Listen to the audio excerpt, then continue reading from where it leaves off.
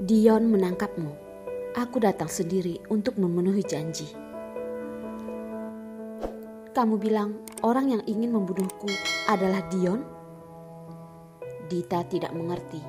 Awalnya dia merasa ibunya Dion menutupi hal ini agar anaknya tidak mengetahuinya, maka ingin membunuhnya. Mengapa menjadi Dion? Kak Hendra memberitahuku bahwa kamu sudah menderita karenaku. Cindy melihat Dita yang lemah dan merasa sangat tidak tega. Dita selalu merasa ada yang salah, namun tidak bisa mengatakannya. Hubungan kakak beradik yang dalam. Dion menepuk tangannya. Tidak tahu dia muncul dari mana. Dion yang disinari matahari dan tidak terlihat mimik wajahnya, namun ucapannya sangat tajam dan dingin menusuk. Membuat hati Cindy pun semakin dingin. Dion, sebenarnya apa tujuanmu? Cindy membantu Dita untuk berdiri dan menatap Dion. Saat ini dia baru menyadari Dion menjadi sangat hancur dalam waktu semalam. Kumis yang muncul, dia terlihat menua dalam semalam. Hati Cindy pun tanpa sadar merasa sakit. Matahari di luar sangat nyaman. Ucapan Dion memang dingin. Tujuanku, Cindy, kamu masih tidak tahu apa yang aku inginkan. Aku masih belum puas menyiksamu. Mana mungkin melepaskanmu? Jika Cindy merasa mereka hanya saling memanfaatkan, maka biarkanlah dia berpikir seperti itu. Dia berusaha keras untuk menahannya di sisinya, asalkan dia bisa berada di sisinya selamanya. Dion, apakah kamu mengira selama ini aku bisa bertahan di klub malam hanya bermain? Cindy berkata pada Dion dengan percaya diri. Dion menepuk tangan. Segerombolan pria berpakaian hitam pun keluar. Hampir 10 orang. Hendra berani datang, maka jangan pikirkan bisa pergi tanpa kehilangan satu kaki. Bahkan kehilangan nyawa, aku tetap akan datang. Tiba-tiba di belakang Hendra diikuti beberapa orang, namun penuh luka. Bahkan tubuh Hendra juga terlihat berlumur darah dan ada bekas pukulan. Kelihatannya dia terluka. Hendra, kamu tidak apa-apa kan? Cindy sedikit heran karena Hendra yang bergelut begitu lama di dunia hitam bisa dikalahkan oleh Dion. Dion memang bukan orang biasa. Hanya luka ringan, aku tidak apa-apa. Hendra dengan senyuman lembut berkata. Wajahnya masih terlihat bekas luka. Dia bertengkar dengan Dion semalam. Dia terlihat sangat berbeda dengan Dion yang masih utuh. Hanya beberapa orang sudah dapat membereskanmu. Jangan berpura-pura di depan wanita cantik dan akhirnya kehilangan nyawamu. Wajah Dion penuh dengan ekspresi yang menusuk.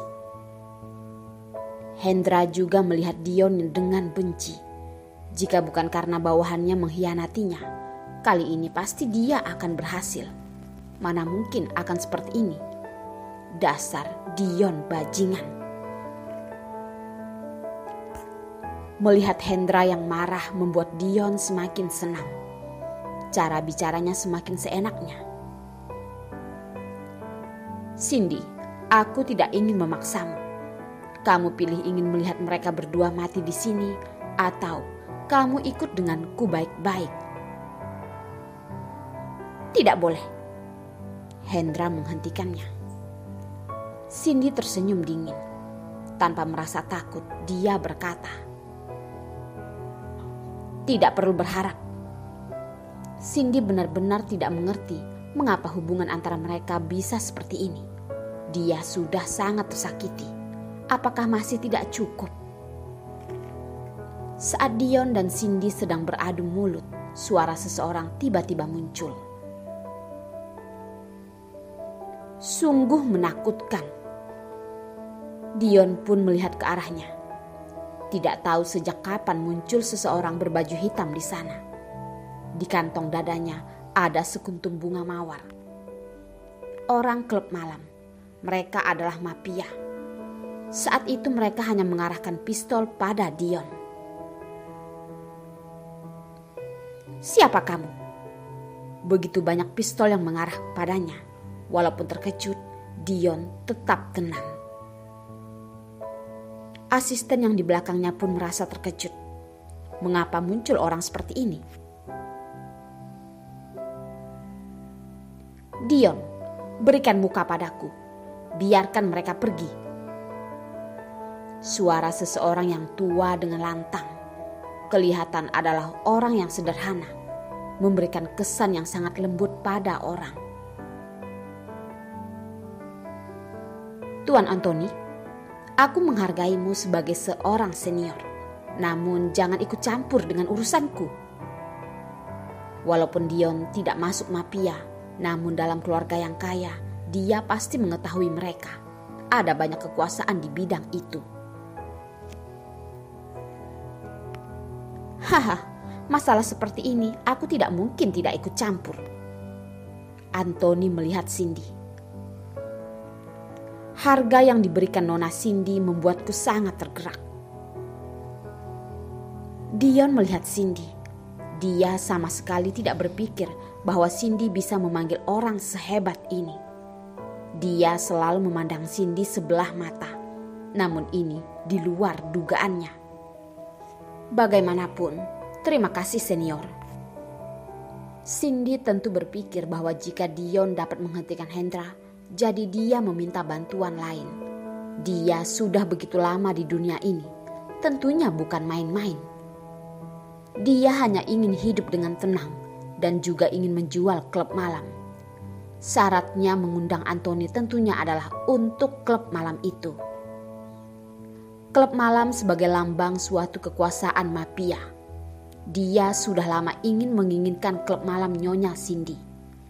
Cindy berusaha bertahan dalam dunia itu. Dan akhirnya Cindy memberikan klub malam tanpa sepeser pun uang. Hanya menginginkannya membantunya dalam hal ini. "Cindy, bagus, bagus, bagus." Dion mengatakan 3 kali. Kata-katanya semakin lantang karena orang ini membuat semuanya seketika berbeda. "Dion, kita akhiri semuanya di sini." Cindy berbalik dan memutuskan untuk pergi. Karena Anthony membuat Dion tidak bisa bergerak. "Cindy, aku hanya ingin mengatakan kepadamu, jika bukan aku yang menghancurkan klub malam, dan bukan aku..." Dion dengan tergesa menjelaskan. "Oh, jika bukan kamu, jadi siapa? Dita di sini. Apakah selidikan dia sendiri bisa palsu?" Hendra menghentikan pembicaraannya dengan sinis tersenyum. Dita mengerutkan dahi, seperti menebak masalahnya. Orang yang menghancurkan klub malam adalah ibunya Dion, bukan Dion. Cindy dan Hendra sudah salah menduga. Semuanya salah, karena dia hanya mengatakannya setengah. Hendra melihat raut wajah Dita, terdiam mendekati Dita. Dengan lembut berkata, "Dita, katakan." Dita terdiam sejenak dan berkata, "Orang yang menyuruh adalah..."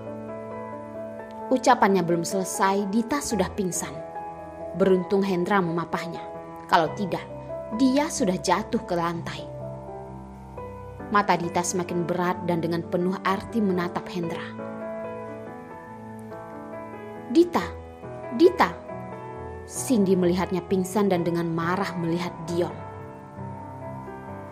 "Senior Anthony, kami pergi dulu."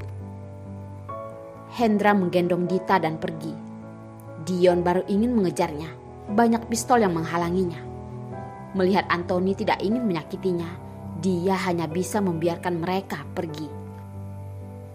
Sampai mereka pergi dan pistol pun diturunkan, Cindy sudah pergi, hanya tersisa bayangan mobilnya. Hendra benar-benar tidak mudah, Anthony berkata, dan menyuruh orang dan pergi.